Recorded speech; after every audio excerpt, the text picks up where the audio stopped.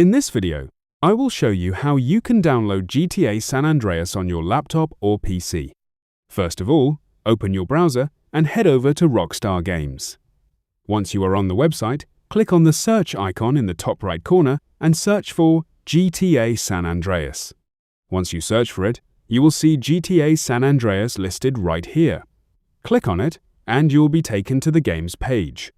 This is one of the official ways you can get GTA San Andreas on your PC or laptop.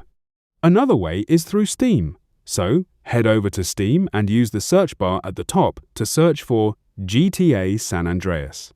Once you search for it, you will see GTA San Andreas right here. Click on the game, enter your date of birth if asked, and click on View Page. Once you are on the game page, simply purchase GTA San Andreas from Steam.